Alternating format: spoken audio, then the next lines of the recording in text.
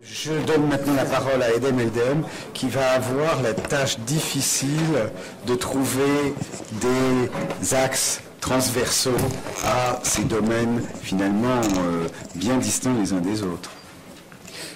Merci beaucoup, Monsieur le Président. D'abord, je commencerai, comme tous mes prédécesseurs, par dire la qualité des interventions. C'est extrêmement intéressant, c'est extrêmement riche, et s'il est vrai que tout ne parle pas d'historiographie, il y a quand même un fil conducteur qui me permettra, je l'espère, en 45 minutes, c'est ça, de faire une petite synthèse et d'amener quelques questions sur justement le problème de l'historiographie. Bon, il est vrai que dans le cas de Geitz Minassian, c'est évident, c'est une synthèse historiographique, et en plus il a eu la bonne idée de parler de moi à un moment, donc je veux dire c'est une garantie de succès, c'était excellent, bravo. Mais c'était, bon, sérieusement c'était excellent parce que c'était très clair, et ça a repris avec beaucoup de simplicité et de clarté les mouvements convergents de trois historiographies qui, au départ, n'avaient pratiquement rien en commun. Et ce qui est bien, c'est qu'on a terminé avec une note optimiste. C'est-à-dire qu'on parle quand même d'acquis qui sont, à mon avis, très importants et qui permettent d'envisager un futur où, justement, ces récits pourraient contribuer à une véritable reconstruction d'un événement historique. Dans le cas de Jennifer Dixon, qui était fascinant, c'est moins de l'historiographie, notamment quand on parle des thèses turques, des thèses de l'État turc. Je pense qu'appeler ça de l'historiographie, c'est leur faire un compliment qu'elle ne mérite pas. Donc ce n'est pas vraiment de l'historiographie, mais c'est une étude d'un système du déni qui est extrêmement intéressant, surtout pour des gens qui vivent dedans, parce que justement il se redéfinit, il se reconjugue à chaque fois. Alors bien sûr, il y a des questions qui me paraissent intéressantes. C'est vrai que les sciences sociales ont tendance à présenter un modèle comme une sorte de formule pour expliquer la faillite ou la réussite, ou pour la provoquer dans le futur. Je ne sais pas jusqu'à quel point c'est possible, mais je pense qu'il est important, par exemple, d'essayer de se poser la question de ce qu'on appelle, de ce que Jennifer a appelé les influences ou les pressions extérieures, c'est-à-dire savoir si ces pressions sont négatives ou positives. Par exemple, est-ce que c'est le bâton ou la carotte? Peut-on envisager de développer ce modèle autour d'une idée encore plus mécanique en quelque sorte, où on pourrait manipuler avec encore plus de précision les réactions d'un État ou d'une élite ou d'un gouvernement en jouant sur la nature, par exemple, de ces pressions. Ayhan Aktaj a contribué à l'historiographie. Il n'a pas vraiment fait un topo sur l'historiographie, mais indirectement, ce dont il parle, c'est-à-dire les justes Turcs, les justes Ottomans, est un sujet qui est extrêmement porteur pour diverses raisons.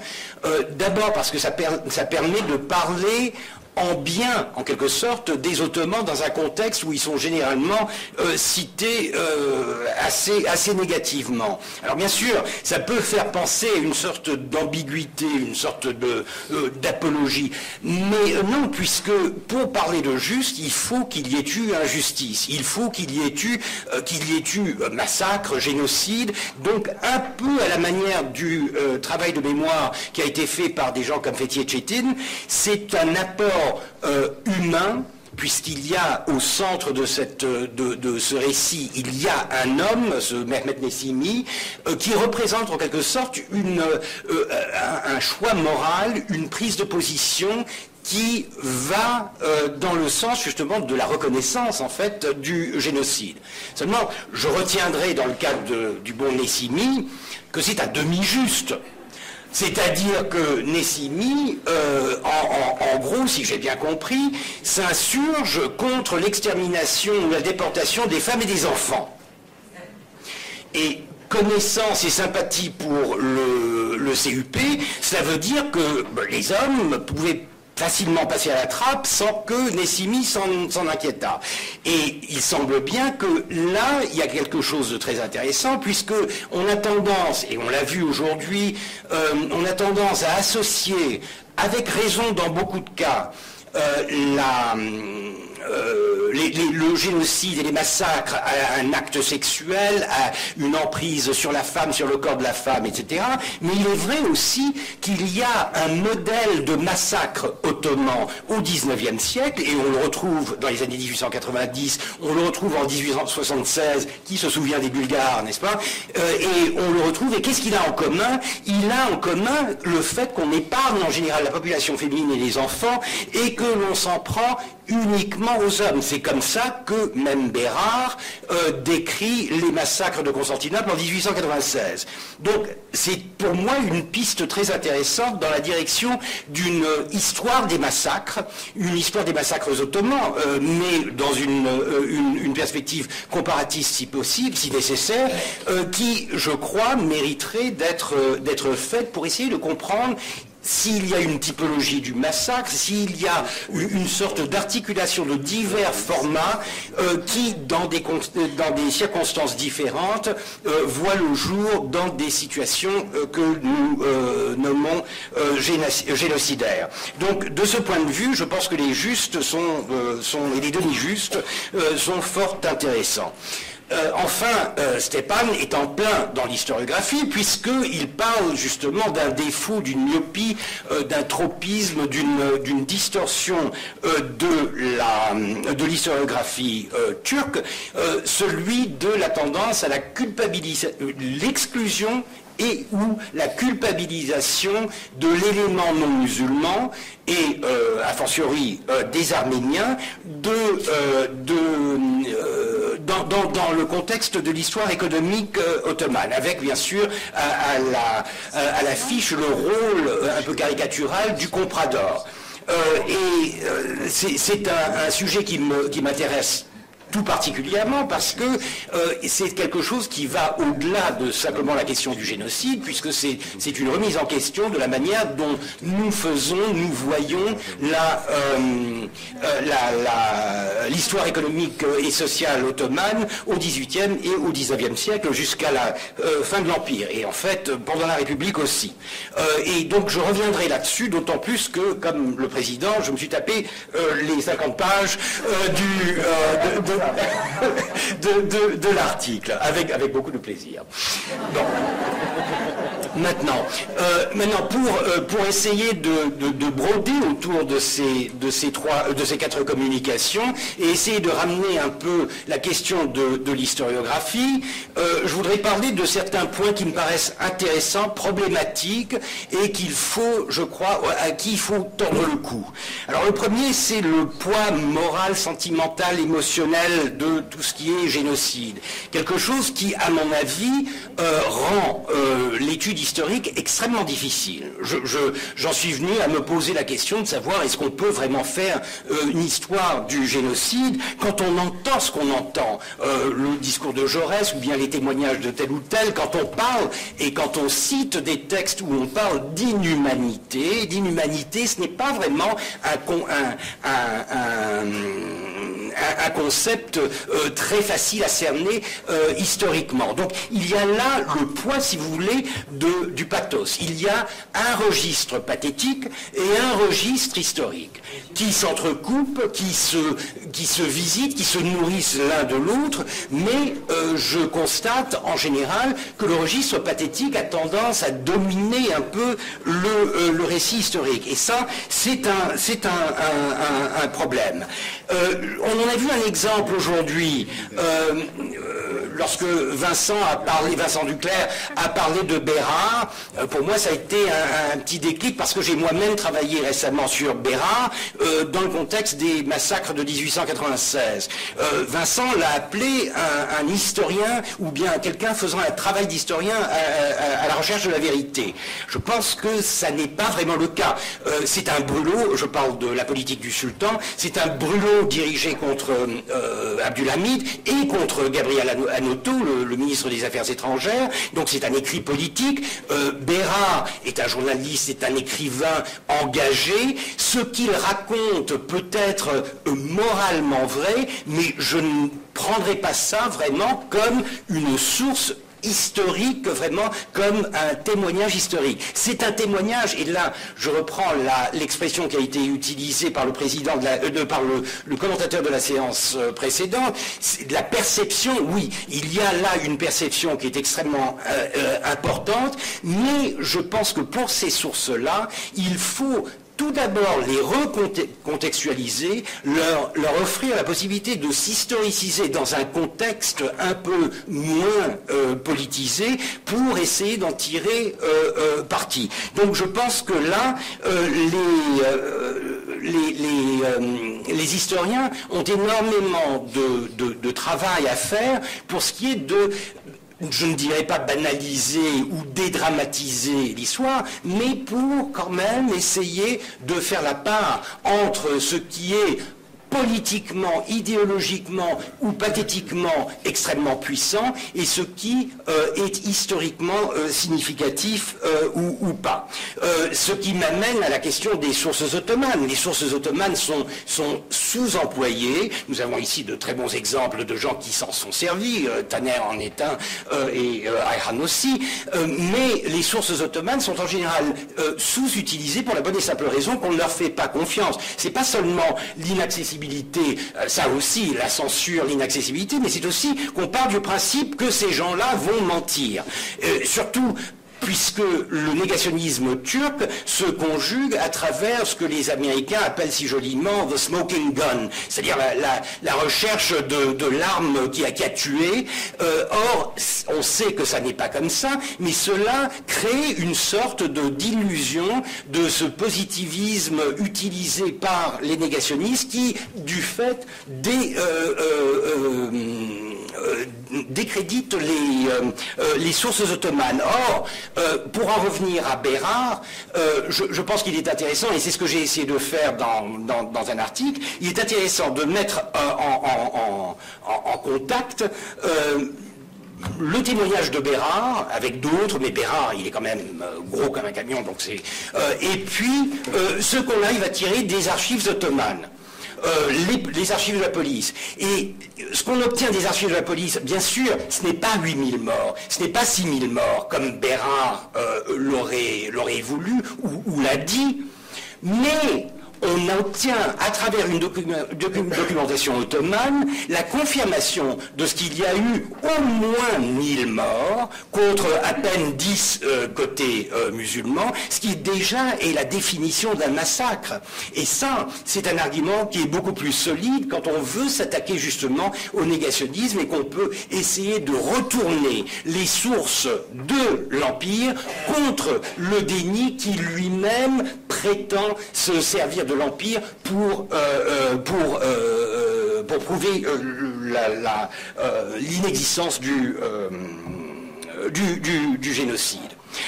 Deuxième point, donc le pathos, si vous voulez, qu'il faut essayer de vaincre. Deuxième point, c'est justement la polarisation et la politisation qui découle du déni, du négationnisme. Alors, on a entendu dire que le négationnisme était vainqueur. Je pense que ce n'est pas vraiment une victoire. C'est-à-dire que le négationnisme, il est vainqueur au prix d'être ridicule aux yeux de la communauté internationale. Ce que le négationnisme turc a de quand même très caractéristique, c'est qu'il vole très bas. Il vole très bas parce qu'il est d'un simplisme, et par conséquent, on a tort peut-être de le prendre au sérieux. C'est vrai que à l'échelle turque, il a un public, il y a tout un public qui a été endoctriné pendant des décennies et qui est prêt à avaler toutes sortes de couleuvres, à accepter toutes sortes de mensonges, mais ça n'en fait pas vraiment un discours très victorieux. Au contraire, c'est un discours assez minable, si vous voulez, dans sa perspective. Seulement le problème, c'est que parce qu'il vole bas, il finit par attirer vers lui l'historiographie du génocide, ou il peut du moins l'attirer vers lui. C'est-à-dire qu'il peut forcer les gens à essayer de répondre à un niveau qui, franchement, ne devrait même pas être honoré. Donc là, il y a un problème, et un problème en quelque sorte de la récompense morale à ceux qui voudront s'insurger contre le négationnisme, mais au prix de passer l'éponge sur la qualité, par exemple, du travail scientifique qui est fait. Donc, encore une fois, le côté moral l'emporte sur le côté scientifique, et je ne dis pas que c'est ce qui décrit ou ce qui caractérise la majorité des travaux, surtout ceux qu'on a vus ici, mais c'est vrai qu'il y a tout un secteur, en quelque sorte, en Turquie aussi, qui se développe autour d'une sorte de facilité de la réception de tout discours qui s'insurge contre le négationnisme, indépendamment de la qualité du travail. Et nous avons vécu en Turquie des querelles intestines parmi des gens du même bord, et je vous rassure, c'est des gens du bon bord, le bord anti-négationniste, qui se sont chamaillés autour de questions de sources, et qui parfois se sont envoyés à la figure des accusations de négationnisme, alors que la question était tout simplement historique, elle concernait des sources. Mais ça prouve à quel point il y a un risque de dérapage, de dérive dans le registre du moral et du politique au détriment de la discussion purement scientifique.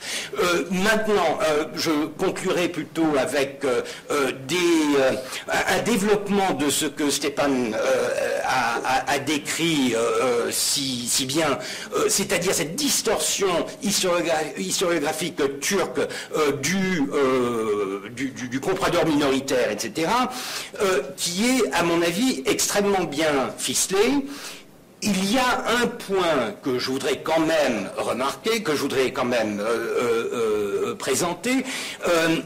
Je ne crois pas que cette théorie, ce modèle du minoritaire comprador ait été vraiment développé pour faire face à l'accusation de génocide. En fait, c'est quelque chose qui précède de beaucoup la naissance d'une littérature sur le génocide, et c'est quelque chose, d'ailleurs Stéphane lui-même lui dit, c'est quelque chose qui découle.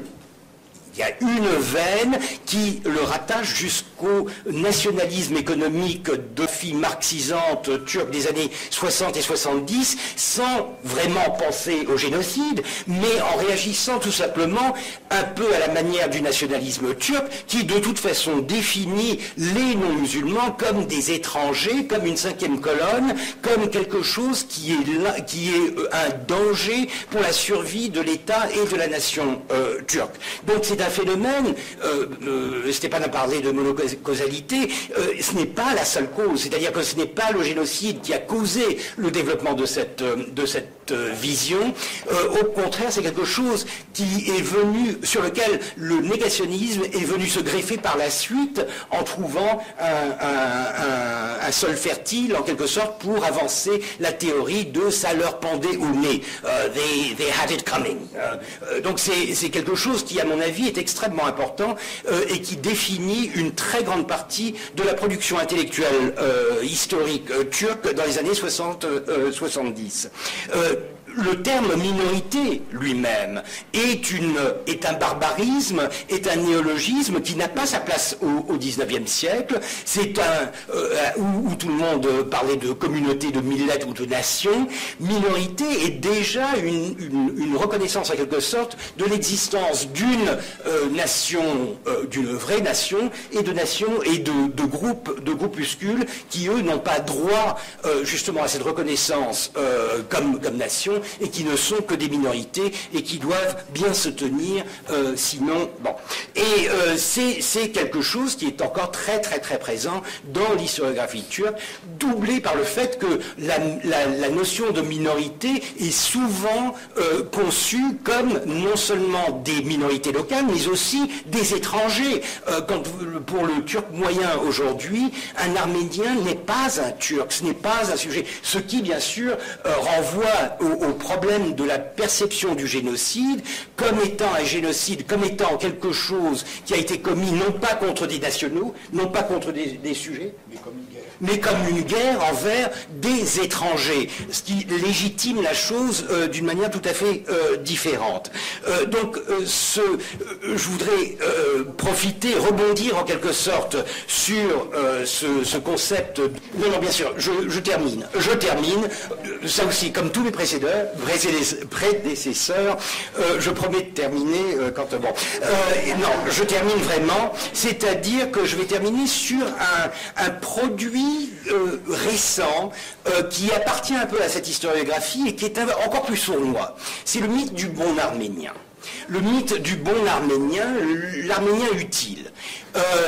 L'arménien utile, c'est-à-dire l'arménien dont il faut absolument prouver qu'au cours du 19e, du 20e, du 18e siècle, il a été bon pour la communauté ottomane, c'est-à-dire pour l'État ottoman, c'est-à-dire pour les Turcs.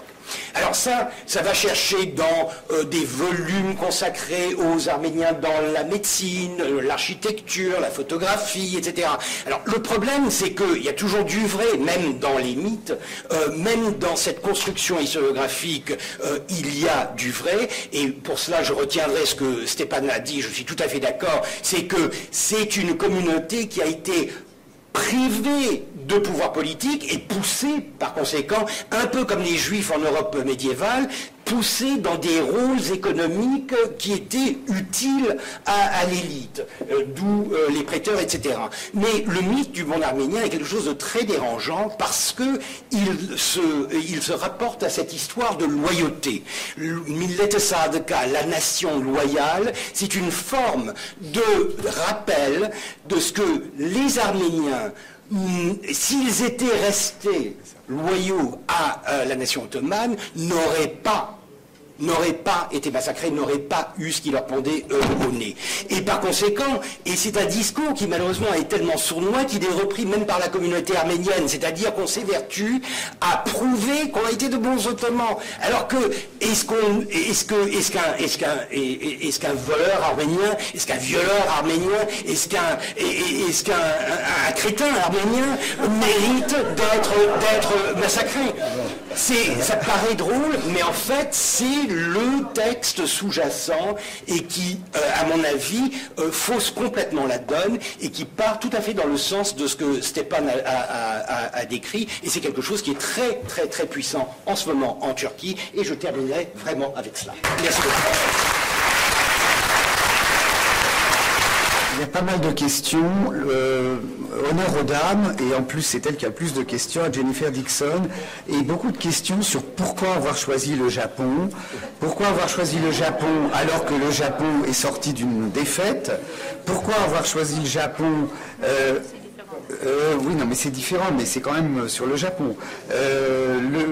Alors que le Japon était très près de sa défaite, il n'avait pas le problème qu'avait la Turquie, qui était obligée au silence plutôt qu'au déni, parce que le déni était impossible avec tous ces dirigeants d'Union et Progrès qui étaient devenus des officiels de la République. Voilà les questions. Ah oui, et encore une question sur le Japon. Est-ce que les autorités japonaises, au moment du massacre de Nankin, étaient au courant du génocide, et est-ce qu'elles s'en sont inspirées? Est-ce qu'on a des sources là-dessus? I think I'll go in reverse order. So the last question is, were Japanese authorities aware of or inspired by the Armenian genocide during the massacres they perpetrated, like Hitler and other Nazis were? I don't think so. I haven't read anything like that, so that's not my impression. So there are two questions about case selection, which I'm glad I was asked. So the basic one is why did I choose Japan to compare with Turkey? And then I think the related question is, can I really compare them? Are they comparable enough to be compared, which I think is your question. I chose them because obviously they're different in a number of important respects, but for the purposes of my analysis, they're similar in a number of important respects, and yet the thing that I'm interested in, the dependent variable, changes in different ways, to different degrees in the two cases. Despite the broad structural similarities, there's a divergence, and so it sort of merits explanation. In terms of the similarities, they're both cases of mass atrocity or mass killing. That said, obviously, the Armenian genocide is a case of genocide which carries greater normative opprobrium than mass killing does. And so in my work, I've been careful to suss out the degree to which the term genocide has influenced Turkey's narrative. So I have a separate paper on that. And what I can say is the overtime analysis of change within each case allows me to a certain extent to control for that difference between the two cases. And then the other important similarities between the two cases that motivated the selection were, one, that both states were Western-oriented democracies that were important regional powers and that have been strong U.S. allies throughout the Cold War and the post-Cold War periods. And so I hasten to add that my analysis only began in 1950 for both cases. So at that point, technically, both countries were, Japan became a democracy in 1952 when it regained its sovereignty. The other similarity is that both countries have been subjects of intense external scrutiny, so pressure by international actors. So I needed to have variation on that independent variable in order to be able to assess the degree to which international pressures actually mattered. So that was the case selection logic. Then Erdal asked this question about Japan was defeated and Turkey was arguably the victor at the point at which the states created or established their narratives. And you're totally right. I don't, in my research, try to explain why the state establishes the narrative that it establishes at the point of, point zero, but rather once a narrative has been established, what are the factors that lead to changes and continuities. So that sort of brackets off the difference in terms of the birth of the narrative, even though I do talk about the birth of the narrative in each case. Une question à Stéphane Asdourian qui est un peu le pendant, j'allais dire, le pendant à droite de ce que Edhem a montré sur la gauche. C'est-à-dire Edhem a parlé de la bourgeoisie comprador dans un langage marxiste, et quelqu'un rappelle que dans les années 20, même au moment du génocide, mais encore après, dans les années 20-30, les diplomates allemands parlaient des Arméniens et des Grecs, d'ailleurs, comme des parasites. Et ils demandent à Stéphane si cette vision, cette doctrine a eu une influence sur l'historiographie turque, selon lui. En fait, c'est avant les années 20 ou 30 que ce thème a émergé dans des écrits de membres du parti colonial allemand, rattaché au parti colonial. Il y a eu aussi une personne qui s'appelle Susnitski, qui a été quoté partout, cité partout, parce qu'un historien, Charles Issaoui, avait introduit son court texte dans un volume. À l'époque, il n'y avait pas grand-chose sur l'histoire économique ottomane, donc n'importe qui se référait à ce texte comme étant parole d'évangile qui analysait soi-disant le rôle des minorités. Il y a un petit volume par Hilmar Kaiser à son sujet, entre autres choses, qui démontre quel genre d'individu ce monsieur Susnitski était. Donc, il y a un courant dès la fin du 19e siècle, début du 20e siècle, qui a une vision extrêmement négative des Arméniens. Par rapport à ça, il y a aussi une vision du paysan turc comme étant simple, viril, avec des qualités militaires, au bon cœur, par rapport à cet Arménien sournois qui pleurniche toujours, qui est là, qui ne dépense pas d'argent, etc. Il y a tout. Il y a un article à écrire. En fait, j'ai amassé pas mal de choses à ce sujet sur les stéréotypes à cette époque-là, au tournant du XXe siècle. Mais ça a commencé, tout simplement, je voulais dire que ça a commencé avant les années 20-30 dans le cas allemand.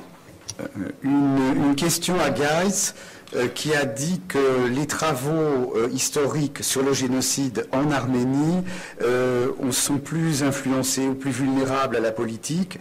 Est-ce qu'il y a néanmoins des thèmes qui émergent sur le génocide comme des thèmes qui apparaissent plus intéressants, plus stimulants en République d'Arménie? Sincèrement, non. Voilà, la réponse est claire. Et vu le nombre de participants qui viennent originaires d'Arménie, je dis bien d'Arménie, bon, ok, c'est une jeune république depuis 20 ans, d'accord, mais le génocide a traversé le temps et ça prouve quelque chose. Et je pense qu'il y a une véritable inquiétude, même si Amadoni Virabian n'a pas pu venir, c'est vrai, mais quand même un seul, ça pose un vrai problème, je pense. Mais au-delà de cette question, moi je rebondis un petit peu sur ce qu'a dit aussi Edem fort justement, mais ce qu'il faut lire aussi entre les lignes, et l'image de l'Arménien dans l'Empire, faut quand même se dire une chose, c'est que tout empire colonial traite ses populations indigènes avec discrimination, tout empire colonial. Et on va pas... alors c'est sûr qu'on a la France, empire colonial, Troisième République, la contradiction de notre État français entre d'un côté liberté, égalité, fraternité. Je répète, la Troisième République est quand même le cœur, le ciment de notre cohésion sociale aujourd'hui. On a plein de lois héritées de la Troisième République et en même temps la domination et la discrimination. C'est-à-dire qu'on a des vedettes de la liberté et de l'égalité qui sont en même temps des esclavagistes. Il faut aussi le dire. Et ça, c'est une des contradictions de la Troisième République. Je ne parle même pas de la Russie, je ne parle même pas des autres empires. Mais si on prend l'empire colonial ottoman, l'empire ottoman, on peut se poser aussi cette question qui n'est pas propre à l'empire ottoman. Et par rapport à ce qu'a dit Edem aussi sur la notion de loyauté de l'Arménien, et on entend encore aujourd'hui Talat Pacha qui disait à l'époque on a massacré les Arméniens parce qu'ils ont voulu s'extraire de notre domination. Il a dit ça. Et il n'y a pas très longtemps, sans faire de parallèle gratuit, David Orlou, je crois, l'actuel Premier ministre, mais quand il a dit ça, il était ministre des Affaires étrangères, il disait que, en fait, ce qui serait bien, c'est d'accorder la citoyenneté arménienne à tous ces Arméniens de la diaspora. Ça veut dire, quelque part, de redevenir nos dominés. Oui, pardon, citoyenneté, j'ai dit quoi? Citoyenneté arménienne? Pardon, excusez-moi, je reprends. Donc de donner la citoyenneté turque, excusez-moi, je suis trop dedans, les citoyennetés turques aux Arméniens issus de la diaspora. Donc ça veut dire de se replacer sous domination. Or, il est là le vrai problème arménien. Le problème arménien, que ce soit le génocide, que ce soit le Karabakh, que ce soit tout ce que vous voulez, c'est pas la Turquie, c'est pas la Russie, c'est pas l'Azerbaïdjan, c'est comment s'affranchir des logiques de domination. Comment on se débarrasse de l'humiliation, comment on se débarrasse de la servitude. Et l'humiliation, elle n'est pas que turque. La domination, elle n'est pas que turque. Elle est beaucoup plus profonde que ça. Et je pense c'est ce que voulait dire aussi Edem à travers ça, c'est qu'il faut aller voir au-delà. Et quand dans mon intervention, j'ai parlé d'autonomisation du chercheur, et les historiens ont montré la voie dans cette direction, il serait peut-être temps que les Arméniens s'autonomisent aussi de leur propre pathos, de leur propre drame, avec différents moyens. Et c'est possible. Il suffit de se dire qu'il y a une histoire avant le génocide, une histoire après le génocide. Ce qui veut dire aussi qu'il faut décentrer 1915. Il faut désenclaver 1915. Il faut désacraliser 1915. Comment? En faisant vraiment un objet d'histoire. Et c'est tout l'objet de ce colloque qui va dans ce sens-là. Et maintenant, il faut que l'histoire aussi aille jusqu'au bout de cette logique, mais il faut que les sciences sociales, et ça je compte sur nos amis ici qui sont des sociologues, qui sont des anthropologues, etc., qui eux apportent un autre regard, un regard encore plus profond et encore plus, je dirais, pluridisciplinaire sur la question du politique, de l'État, parce que finalement, l'Empire ottoman, c'est passant de la Turquie, c'est l'incapacité d'un empire à devenir un État-nation, c'est ça, ou alors de manière propre, puisque ça s'est fait sur le cadavre du peuple arménien. Et donc, toute cette question est au cœur du problème turco-arménien. Les problèmes dominants-dominés, vaincus-vainqueurs, Lausanne-Sèvres et bourreaux-victimes.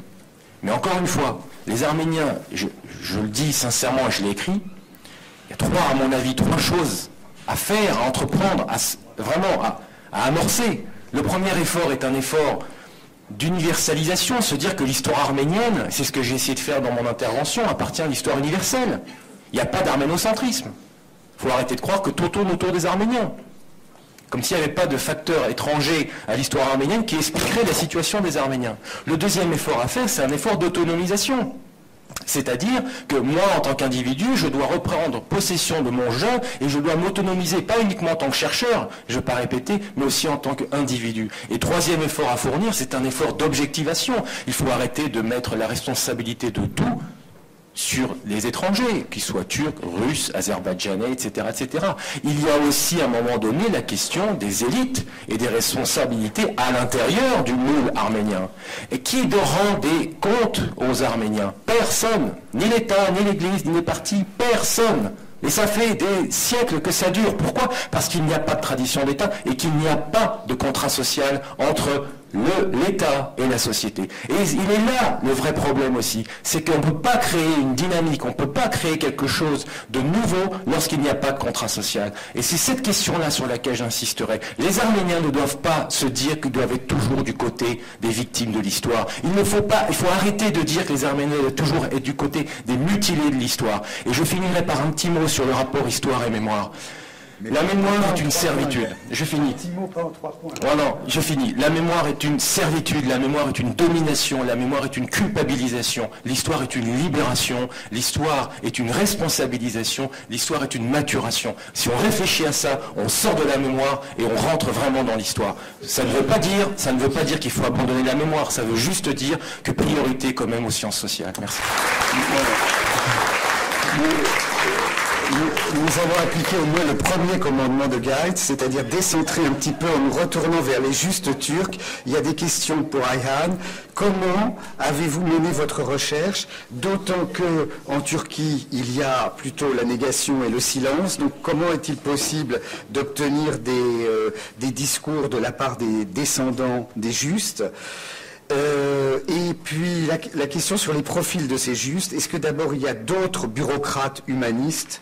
Que veut dire humanisme à l'intérieur de l'idéologie jeune turque? Est-ce qu'il y a eu aussi des sauvetages de voisinage? Est-ce qu'il y a eu des sauvetages d'anonymes et de petites gens? It's not a big deal to go to the archives, and if you know what you are looking for, you might find things. But it's always good to have the son's memoir. When he talks about his childhood, he talks about his father's assassination. You know, you read it first, then you try to go to the archives, you try to dig for things. Is he the only person? No, he's not. I mean, with a colleague of mine from Istanbul Şehir University, Associate Professor Abdülhamit Kırmızı, he's a historian. I'm a sociologist. By mistake, they wrote me historian here. We work on this project, and we are dealing with the bureaucrats. There are others, for example, the governor of Aleppo, and later governor of Konya, Mehmet Celal Bey. He was an important character. He tried to save the Armenians of Konya. He couldn't succeed, and he had to resign. And there is another person, a poet actually, Faik Ali Bey from Kütahya. We learned his story from Armenians actually. A person who was saved by Faik Ali Bey wrote his reminiscences to an Armenian newspaper, Baykar, I think, Baykar, published in Boston. And from that thing we learn the story. And then you go to the archives, dig for things.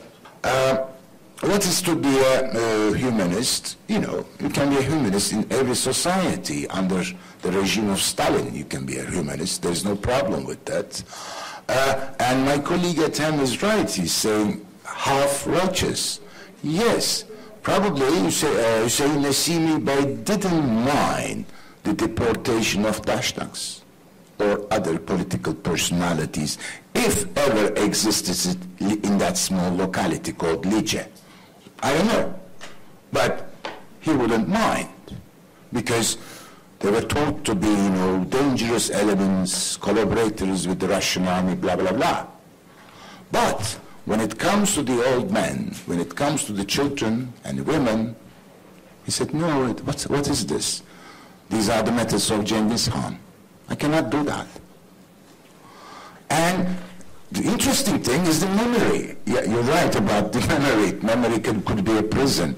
The local Kurds tried to analyze the action of this guy, saying that he was a crypto-Armenian.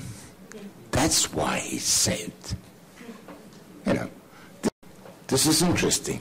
Therefore, you can be a humanist, but sometimes you cannot find an understanding in that locality. Finally, I think I better stop here. Thank you for the questions. Une toute dernière question à Eden qui n'en a pas eu, et après, c'est promis, on arrête. Très brièvement, il y en a une qui est... Bon, le bilan de la conférence de 2005, il est positif, il est irréversible, c'est-à-dire que ça a été un seuil de franchi, et je pense que si aujourd'hui en Turquie on arrive à parler de ces choses-là, et qu'on arrive à publier les choses, avec tous les déboires qui en découlent, c'est grâce à ça a banalisé, le mot a été dit. Je me souviens encore de, je ne sais pas quel journal, un quotidien, le lendemain avait titré... le mot génocide a été prononcé et la terre tourne toujours. C'était pas mal, et je crois que ça résume très bien. Ça a été une sorte de catharsis, ça a été, et je pense qu'on en jouit encore, malgré tous les problèmes. Voilà. Merci aux intervenants, merci à l'intérêt que vous avez manifesté pour la table ronde.